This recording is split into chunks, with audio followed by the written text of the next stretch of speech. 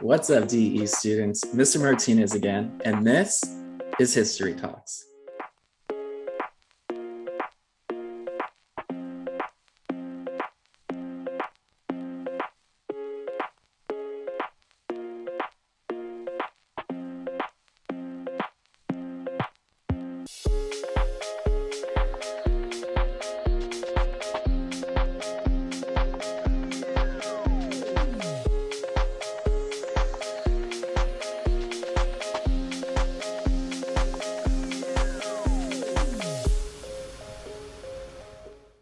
That's right, folks. Welcome back to potentially your last History Talks with this semester, with, of course, Mr. Martinez returning back very soon with March 7th. So this might be your last episode yet. And I just want to say congratulations for staying in and tuning in all the way through. And if you genuinely have learned something through this way that we've gone about class, then I'm frankly really impressed with you. And talking about being impressed, I've been enjoying your history talks. I think you guys learned that it takes a lot to make these things, but I really enjoyed all the different things you guys brought and all these new stories and other parts of the Civil War that would have not been brought about just because of how vast this topic is. But you all helped me make it a little bit more of a clearer picture with this unit. So I just thank you guys so much. This is going to be our last lesson for the unit that is called A House Divided before you do take your test. This is the last part, and this last part is called Reconstruction. Reconstruction is the time period after the Civil War where United States takes on the huge task of reconstructing and reassembling this country. After millions of people dying, after the destruction of the Civil War, now we have to rebuild. And some say this is a far harder task than it is to fight the actual battles. Well, we're going to see how United States does this after this whole Civil War. This is going to last from 1865 to 1877. Let's look at what our objectives are for today. As you can see, we're going to look at the Reconstruction era. We're going to look at Lincoln's vision for the Reconstruction. Though it may be short-lived, we're going to see what was the potential direction we were going. Then we're going to talk about the new ownership that happens with the new presidential administration with an infamous president named Andrew Johnson. At the end of this video, you'll definitely know who this person is and why he is the first impeached president we ever have in American history. Definitely not the last, but the first. Then we're going to talk about that impeachment controversy that came with Andrew Johnson. Also talking about the impact of the ending of the Civil War and these Reconstruction policies that are meant to be designed to help the formerly enslaved in the United States. We're going to talk about how the role of African Americans changes during the Reconstruction, and we're going to talk about it in the form of good, bad, and ugly, as all three exist when it comes to talking about the new life that comes with the formerly enslaved. This is going to be our conversations for today. So let's dive in, shall we? Let's talk aftermath of the Civil War. Where is everything at now that we've seen the end of the Civil War? The end of the Civil War is simply with the South finally surrendering. And with that, we see the South absolutely devastated at this point. Starvation and homelessness is rampant, as many people, due to warfare, had been displaced. A lot of Southern plantation owners and property owners have had their property confiscated from the US government for potentially their contributions to the Confederate cause. So even white plantation owners are losing homes and land. And of course, that doesn't also go for everyone else within this, which is the formerly enslaved people. I don't think we quite understand how dramatic the change is for those individuals who went from only knowing what enslavement is like to being relatively free or on your own. And for some former slaves, they will find a way to make a living for themselves rather quickly with potential networking or with other setups. But there is a vast population of illiterate, uh, formerly enslaved population that has nowhere to go, no home to go to. And the United States government is going to have to try to solve, how do we support this growing population that is clearly marginalized within our society after the Civil War? Well, these are the people who are starving and are homeless during this time. And these are the first issues that are going to be the things that the US federal government is going to be trying to figure out. Okay. Quick note though, there is an impact that happens with the South. As the South starts to reflect on what just happened and the justifications and where they feel between pride and guilt for the actions of the Civil War, you're going to start to see there's a movement that grows within the South, both with South sympathizers and South scholars who want to try to spin the explanation of the story to the future generations in a way that gives positivity to the Confederacy. It starts first as a form of mourning and romanticizing the good old days in the South before the interventions of the federal government and the leadership that they once had and the antebellum society and how everything seemed so stable back then. And you're going to start to see this romanticization to start to be really pushed within education and how the narrative of the Confederacy will be spoken about. This is where we're going to start to see the evolution of these Confederate statues and monuments be created by the Confederate daughters of who want to try to memorialize the heroes. And you're going to see that this is going to be an impact for more modern society today. But there's this growing effect of what is the explanation of the Civil War. And while scholars like us know clearly that slavery was the center point, the lost cause method is when it is trying to be spun that it wasn't slavery why we fought the South, of course, and why we decided to secede, but it was more state rights and our right to live the way we want to. That element of freedom is the way that they would like to express it, regardless of slavery or minimalizing the slavery impact. Very much a big deal for modern times on how we talk about this history. But this is the beginning of that. And talking about ideas of freedom, they're very different between a former slave and the defeated whites. For the Southern Blacks, it is clear that freedom meant an end to slavery, the force of having to serve a property and having a master, and the growing acquisition of legal rights. This does not happen instantly. And we're going to see this very true for this lesson for this week, that this was not instant. This was not necessarily a quick fix, but there is a growing acquisition of legal rights that they get. And we'll talk about that today.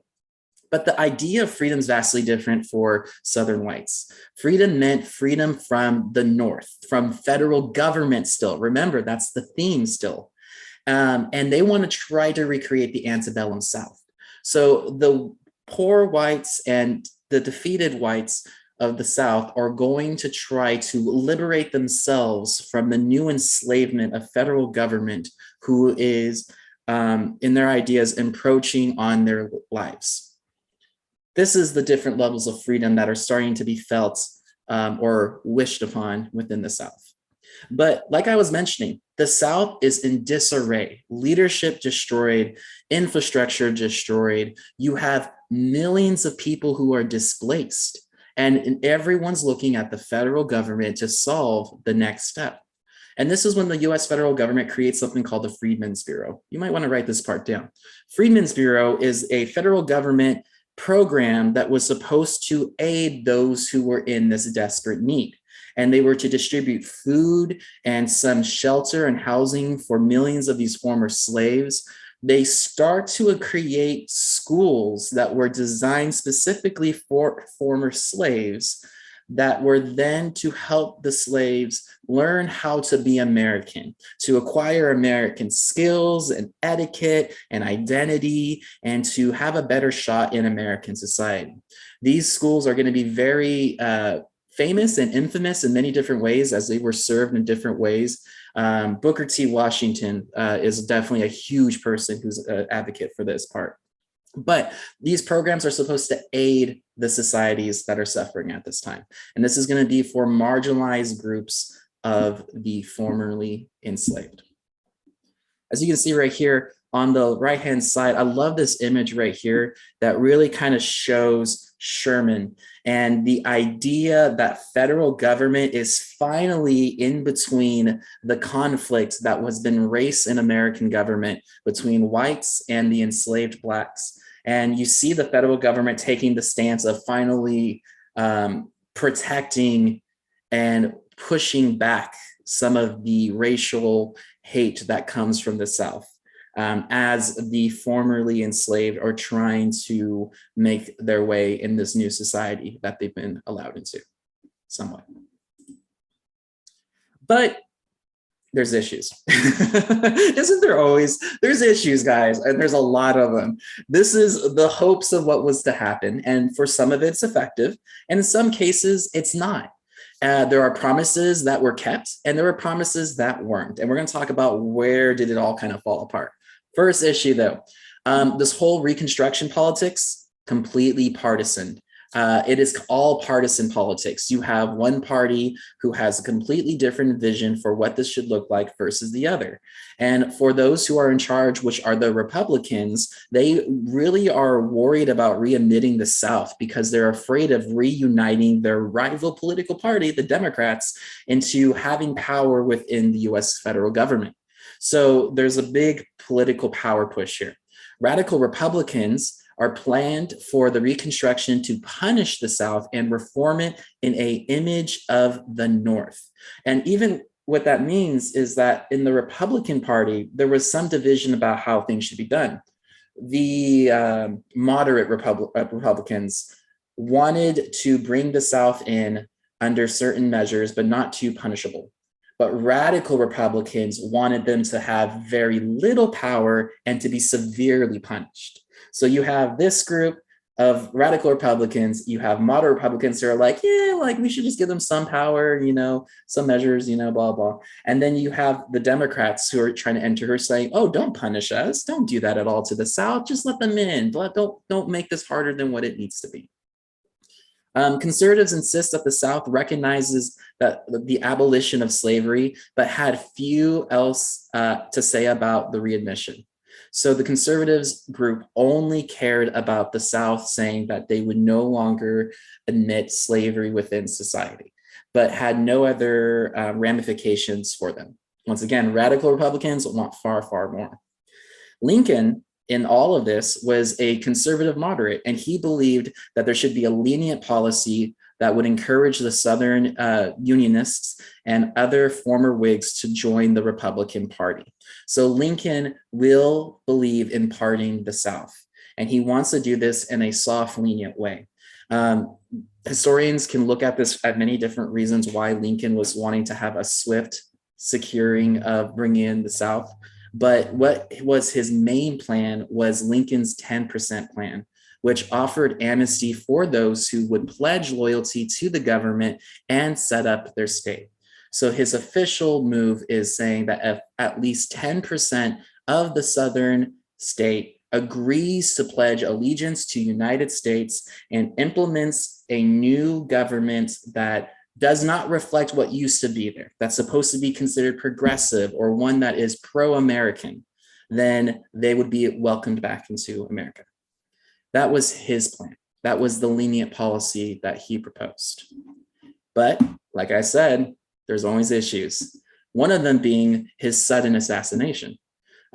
President Lincoln seems to be in favor of a self-reconstruction by the states with little assistance from Washington. He wanted very little overhead from federal government and making this very much an easy process for the South to self-govern themselves back into America.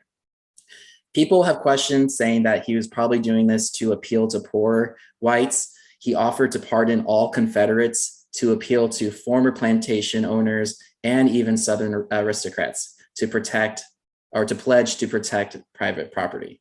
So he does go as far as to provide this universal pardonship for both poor whites and even the wealthy Southern class. But like mentioned, he is of course assassinated. And this leads to a lot of issues. There was already, of course, this division between Republicans, some even radical Republicans not agreeing with Lincoln that this is the right thing to do, that it would just reorganize the Southern South society at the end and giving those who had power back power, who were the ones who caused the secession.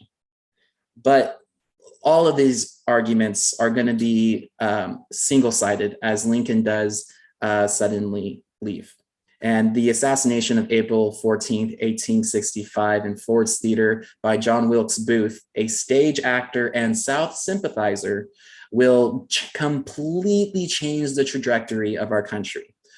At this moment, we've all looked at Abraham Lincoln to give the solutions for what is next. Abraham Lincoln really played the moderate person in the middle of both of these political parties. And once he's gone, everything changes. Who's to take over? Well, it would be his vice president.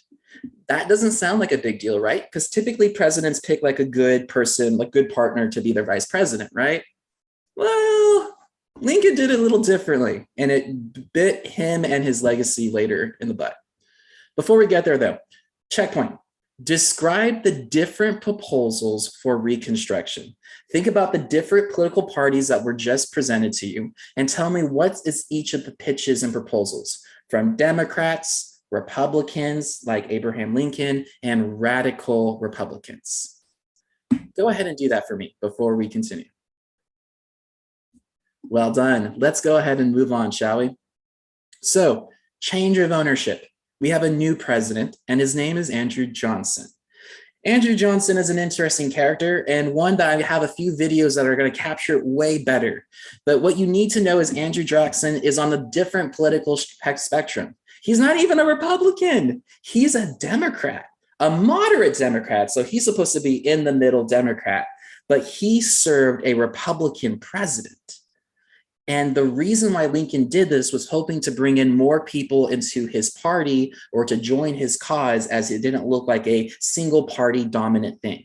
But this is a huge issue with him gone and Johnson in charge. And with his attempts of not so much reconstruction as so much more restoration, restoring back the South rather than rebuilding it.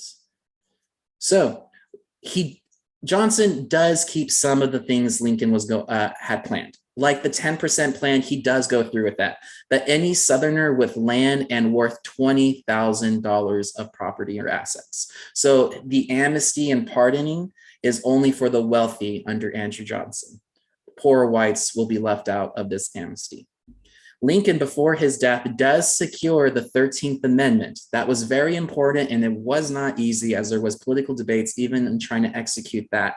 But the actual legal amendment that says that slavery is to no longer exist in USA is secured and left after Lincoln's campaign for it. Each state that did this would have a provisional governor. So when we were talking about, of course, who was going to be in charge of the South, Lincoln wanted to try to reestablish new people in charge. But with Johnson, he made this far lenient. And these provisional governors were people who had experience being in charge perhaps once before in the Confederacy. By the end of 1865, all of the seceded states had created their government under Johnson and Lincoln's plan. So all the seceded states do come back under this hybrid plan between Johnson and what was Lincoln's plan. But there's issues.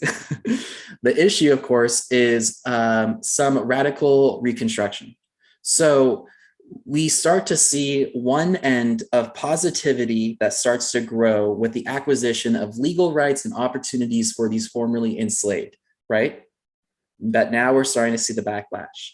As now with this growing formerly Confederate Southerner politicians who are being reinstated into power, start to find other ways to create the society that they want under these new parameters.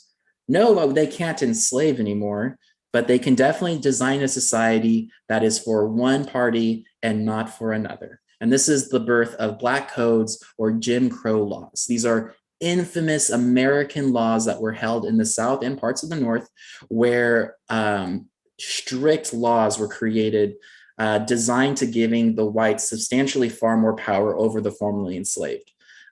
These laws were extremely stricting on what can a formerly enslaved person do in their new society. Where can they go and can't go?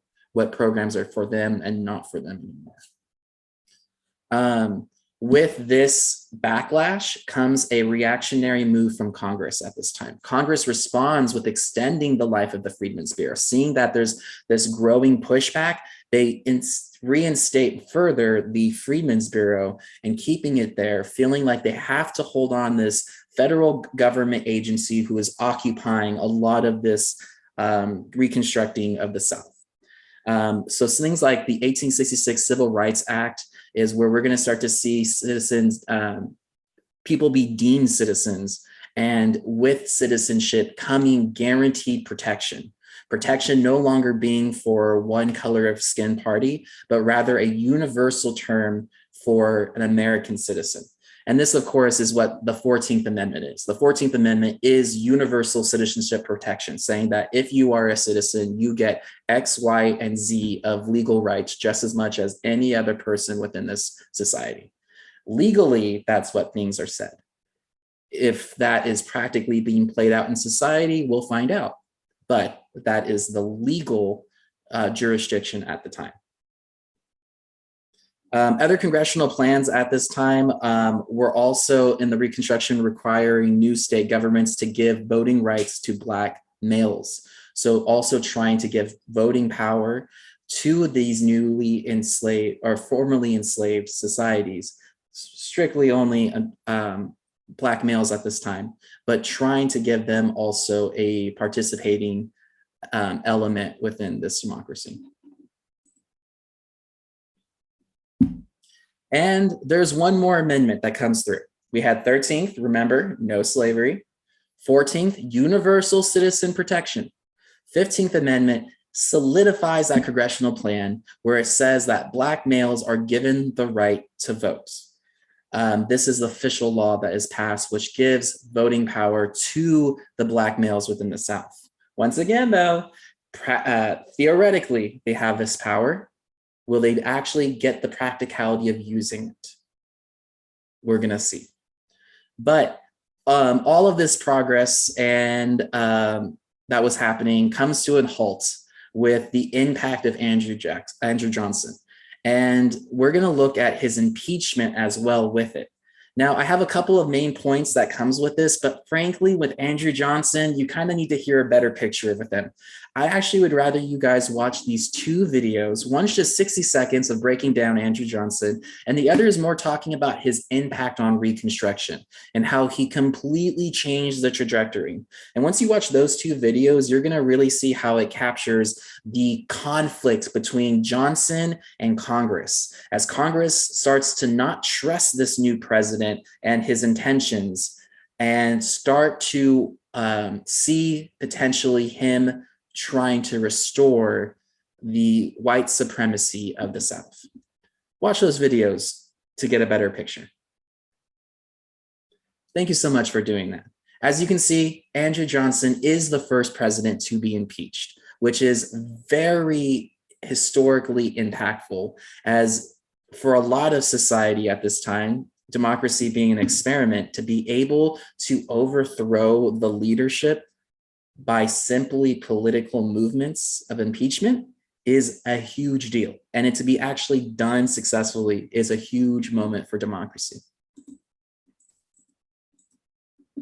But let's do a checkpoint real quick. What was the impact of President Andrew Johnson? At this point, after watching the videos and what you've heard, can you explain that to me real quick? What was the impact of the President Andrew Johnson when it came to Reconstruction? Thank you so much. All right, we're nearly at the end, folks. We're just going to talk about a little bit more of that Southern society within the Reconstruction and the different things that happens within the role of African Americans. At this time, Reconstruction governments had 1/4 of white males who were excluded from voting or holding office. There is in the South a list of blacklisted names of people who are not allowed to regain power due to their affiliation to the Confederacy, that being 1/4 people being excluded. But of course, that still gives 3/4 power. This causes Black majority in certain states as you start to see further people being able to participate. But you're going to start to see some of those who were being excluded or don't want to see the Black voting power exist who will start to intimidate Black voters into not participating. And we'll talk a little bit about that later. We're talking about participation, though. Some African Americans really do extremely well with this new ability to participate in politics. I'm talking about in between 1869 to 1901, there's going to be 20 African Americans who serve in the House of Representatives in the US federal government. That's a huge deal from once being so limited in enslavement, and two, even becoming senators. This is huge as there's such great weight to political representation. But once again, there's some backlash that comes to it, as these people with new political ideas are going to be within a pool of still people who do not welcome their opinions. And it's also important to make a point that though we start to recruit these new political opinions within federal government, the backlash that comes with it is a reemerging racial hate that grows. And it's one that's not going to be so much overt and publicly being displayed, but now covertly going under operations under something called the Ku Klux Klan. These Ku Klux Klan members are going to be those who are going to terrorize and to intimidate this Black population and even political Black politicians into trying to submit them back into a position of less power to the white population. Some other opportunities are the Southern school system that is created by the federal government, a school system that was supposed to cater to universal children in the South. What I mean by that is that it was supposed to have both white and Black children that went to these schools, but the white society refused to go to the schools and only the Black population, Black children, were to go. It reached half of all white children and 40% of all Black children. So though it was created to both put them in the same room, the school systems definitely started to be where one school was clearly white, the other was clearly for Black. The Freedmen's Bureau schools gave access to all races, but no white children went there. So specifically the federal schools were not given,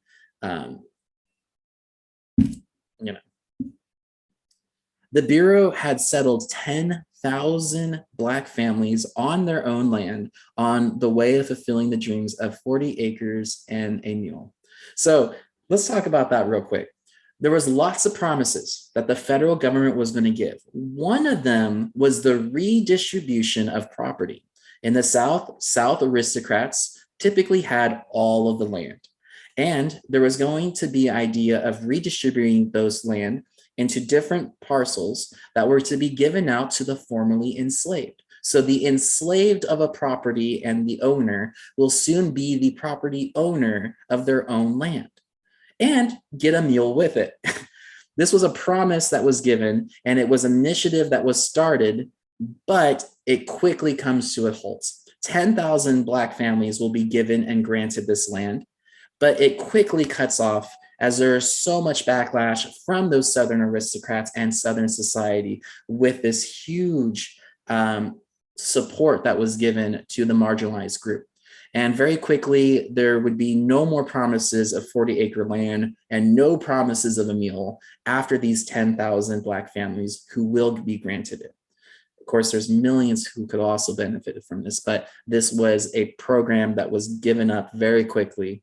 The breakdown of protection came when Republicans didn't think they could continue to confiscate this land, and if it was legally possible to do this, especially now with Johnson, who will be potentially giving back the land to the formerly plantation owners. But let's talk about some other opportunities that happened for these formerly enslaved. One of them is something called Black sharecropping.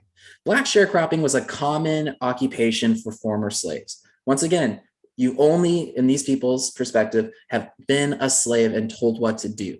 Now you don't have a place to stay, you don't have a job, you don't have a source of food, and now you kind of have to figure it all out on your own. Well, there's going to be some proposals that are given out to the that plantation owners will give to their formerly enslaved people. And what it is that they offer renting attendant to be attendant to the property. You're not property on the property, but now you're an attendant. And you were able to independently work the land, but we're still bound to the land.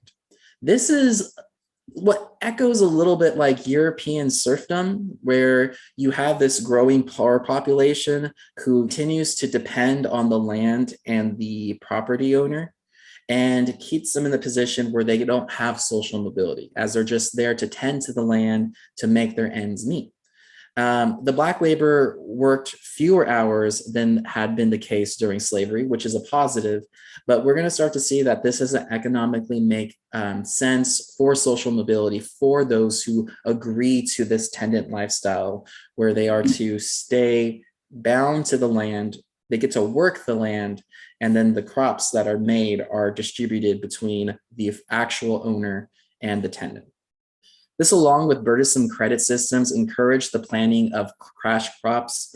Interesting enough, gender roles reversed for Blacks, as roughly half of all Black women working for wages. And in this system, it would grant both of them the same level of tenant opportunity. Let's do a quick checkpoint on this one.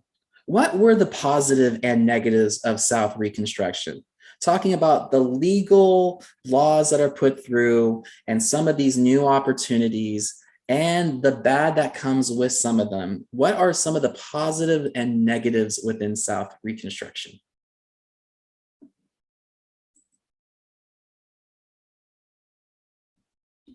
Perfect. Thank you so much for giving me a little bit of the good, bad, and ugly that came with the Reconstruction.